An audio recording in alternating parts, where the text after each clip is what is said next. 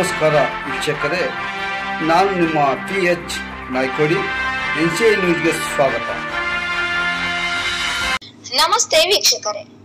ವಿಜಯಪುರ ಜಿಲ್ಲೆಯ ಬಸವನ ಬಾಗೇವಾಡಿ ಪಟ್ಟಣದ ಬಸವೇಶ್ವರ ವೃತ್ತದಲ್ಲಿ ತಾಯಿ ಭುವನೇಶ್ವರಿಯ ಭಾವಚಿತ್ರ ಮತ್ತು ಹಲವಾರು ಸ್ತಬ್ಧ ಚಿತ್ರಗಳೊಂದಿಗೆ ಮೆರವಣಿಗೆಯು ಪ್ರಾರಂಭವಾಯಿತು. ಊರಿನ ಪ್ರಮುಖ ಬೀದಿಗಳಲ್ಲಿ ಸಾಗುತ್ತಾ ಬಸವೇಶ್ವರ ಕಲ್ಯಾಣ ಮಂಟಪಕ್ಕೆ ಆಗಮಿಸಿತು. ಆನಂತರ ವೇದಿಕೆಯ ಕಾರ್ಯಕ್ರಮ ನಡೆಯಿತು.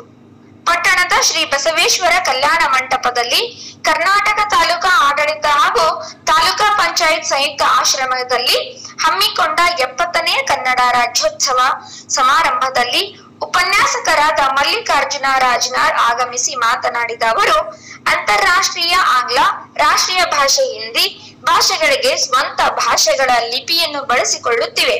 ಆದರೆ ಕನ್ನಡವು ಸ್ವಂತ ಲಿಪಿಯನ್ನು ಹೊಂದಿರುವುದಲ್ಲದೆ ಭಾಷೆಯ ವೈಶಿಷ್ಟ್ಯತೆಯನ್ನು ವಿನೋಬಾ ಭಾವೆಯವರು ಕನ್ನಡ ಲಿಪಿಯನ್ನು ಲಿಪಿಗಳ ರಾಣಿ ಎಂದು ಕರೆದಿದ್ದಾರೆ. 1799ರಲ್ಲಿ ಕರ್ನಾಟಕವು ಹರಿದು 4 ಭಾಗಗಳಾಗಿ ಹಾಗೂ ಕನ್ನಡ ಭಾಷೆಯನ್ನು ಮಾತನಾಡುವ ಸುಮಾರು 20 ಭಾಗಗಳಾಗಿ ಹಂಚಿ ಹೋದ ಕರ್ನಾಟಕವನ್ನು ಏಕೀಕರಣ ಮಾಡಲು ವಿಜಯಪುರ ಜಿಲ್ಲೆಯ ಆಲೂರು ವೆಂಕಟರಾಯರು ಸೇರಿದಂತೆ ಸಾವಿರಾರು ಕನ್ನಡದ ಕಟ್ಟಾಳುಗಳು ಗಣ್ಯಮಾನ್ಯರ ನೆತ್ತರವು ಹರಿದ ಅವರಿವರ ಹೋರಾಟದ ಫಲವಾಗಿ ಕರ್ನಾಟಕ ಏಕೀಕರಣವಾಯಿತು.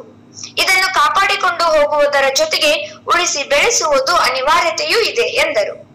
ಪುರಸಭೆ ಉಪಾಧ್ಯಕ್ಷ ಅಶೋಕ್ ಹಾರಿವಾಳ್ ಮಾತನಾಡಿ, ಕರ್ನಾಟಕದಲ್ಲಿ ಕನ್ನಡಕ್ಕೆ ಮೊದಲ ಆದ್ಯತೆ ಸಿಗಬೇಕು. ಇದೇ ಸಮಯದಲ್ಲಿ ಸಿದ್ಧಲಿಂಗ ಮಹಾಸ್ವಾಮಿಗಳು, YS ಸೋಮನಕಟ್ಟಿ, ಜಗದೇವಿ ಗುಂಡಳ್ಳಿ, ಶಿಲ್ಪಾ ಹಿರೇಮಠ್, ಪ್ರಕಾಶ್ ದೇಸಾಯಿ, ವಿದ್ಯಾಧರ ಕಲಾದಗಿ, ಸುನಿಲ್ ನಾಯಕ್, ಶಿವಾನಂದ್ ಡೋಣೂರ್ ಮತ್ತು ಹಲವಾರು ಸಂಘಟನೆಯ ಅಧ್ಯಕ್ಷ ಉಪಾಧ್ಯಕ್ಷರು, ಸರ್ಕಾರಿ ಅಧಿಕಾರಿಗಳು, ಊರಿನ ಮುಖಂಡರು, ಶಾಲಾ ವಿದ್ಯಾರ್ಥಿಗಳು ಉಪಸ್ಥಿತರಿದ್ದರು. ಜಿಲ್ಲಾ ವರದಿ MB ಮನಗುಳಿ.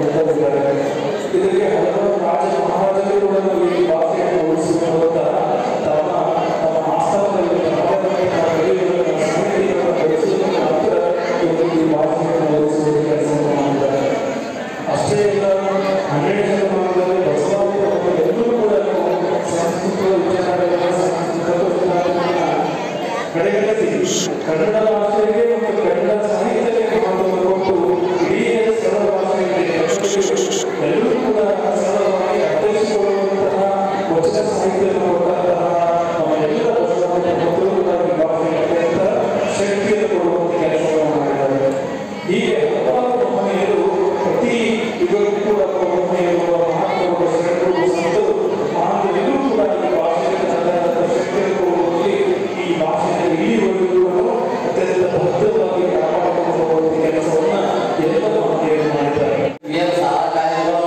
ಬಳಸರಿ ಮತ್ತು ವಿಮಾನದಿಂದ ಹೊರದೇಶ ಅಲ್ಲಿ ಇಂಗ್ರಜಿ ಎಲ್ಲಿರುವ ಕಲ್ಲಿನ ಬಾಡಿ ಆಂಗ್ಲ ಭಾಷೆ ಬೇಕೇ ಬೇಕು, ಆಂಗ್ಲ ಭಾಷೆ ಬೇಕು, ಹಿಂದಿ ಬೇಕು, ಎರಡು ಕೂಡದ ಹುಟ್ಟಿದ್ದಾರೆ.